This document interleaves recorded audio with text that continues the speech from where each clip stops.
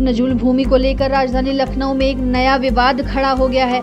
लखनऊ विकास प्राधिकरण ने चारबाग क्षेत्र में स्थित मोतीलाल मेमोरियल सोसाइटी को नोटिस जारी किया है। ये सोसाइटी 1935 में उत्तर प्रदेश के पूर्व मुख्यमंत्री स्वर्गीय सीबी गुप्ता द्वारा स्थापित की गई थी और वर्तमान में इसका संचालन कांग्रेस सांसद उज्जवल रमण सिंह के नेतृत्व में किया जा रहा है। विवाद का मूल बिंदु ये है कि चारबाग के प्रमुख भूभाग पर फैली करीब 10 एकड़ भूमि, जिसे वर्ष 1940 में मात्र ₹1 वार्षिक किराए पर सोसाइटी को सौंपा गया था। एलडीए के अधिकारियों के अनुसार ये मामला तब सामने आया जब राजधानी में स्थित नजूल भूमि का डिजिटलीकरण और अभिलेखों का सर्वेक्षण किया जा रहा था।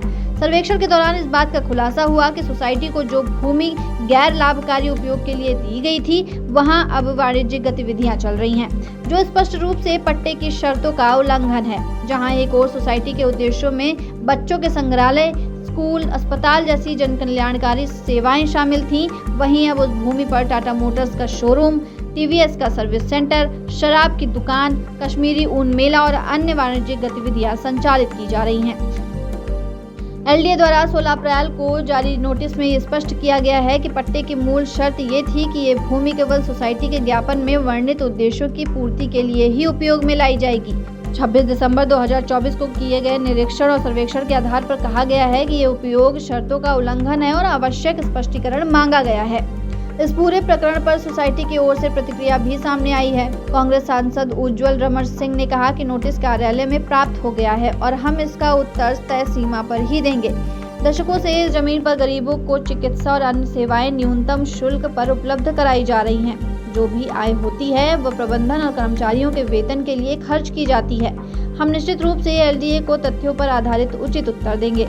वहीं एलडीए उपाध्यक्ष प्रथमेश कुमार ने स्पष्ट किया कि यह कदम किसी विशेष संस्था को निशाना बनाकर नहीं उठाया गया है, बल्कि राजधानी की समस्त नजूल भूमि के रिकॉर्ड की जांच और डिजिटलीकरण प्रक्रिया का हिस्सा है। उन्होंने कहा, यह केवल एक रूटीन प्रक्रिया है, किसी भी भूमि को खाली कराने का कोई प्रयास नहीं किया जा रहा है। जहां जहां भी उल्लंघन सामने आ रहा है, वहां नोटिस दिए जा रहे हैं। हम जवाबों का इंतजार कर रहे हैं और आगे की कार्रवाई उसी के आधार पर की जाएगी।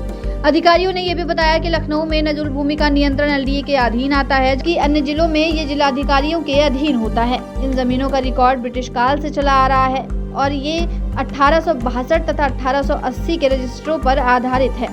आज की तारीख में ये भूमि शहर के प्रमुख स्थानों पर स्थित है और इसका कुल क्षेत्र लाखों वर्ग फीट में फैला हुआ है।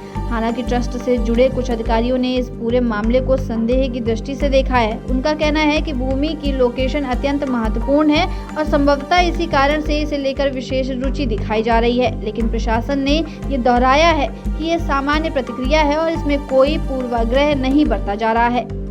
ये मामला ऐसे समय में उठा है जब उत्तर प्रदेश ने हाल ही में नजूल भूमि को लेकर कड़ा रुख अपनाया है। पिछले साल सरकार ने उत्तर प्रदेश नजूल संपत्ति अध्यादेश जारी किया था, जिसे मार्च 2024 से लागू किया गया।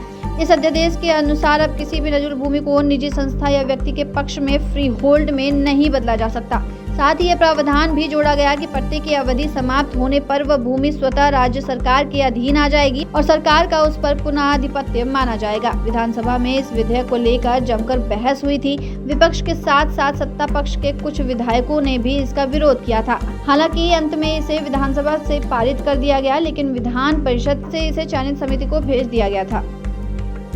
लखनऊ के इस चर्चित मामले ने नजूल भूमि की स्थिति और उसके उपयोग को लेकर कई सवाल खड़े किए हैं। क्या ये भूमि वास्तव में जन कल्याण के लिए उद्देश्य से उपयोग में लाई जा रही है या फिर वाणिज्यिक गतिविधियों का केंद्र बन चुकी है? क्या सरकार की नई नीतियां पुराने पट्टों पर असर डालेंगी? इन तमाम सवालों के जवाब आने वाले समय में तय होंगे, लेकिन इतना तय है कि नजूल भूमि को लेकर प्रदेश में एक नई बहस जरूर शुरू हो चुकी है। ऐसे तमाम अपडेट्स के लिए बने रहिए दस्तक न्यूज़ 24 के साथ।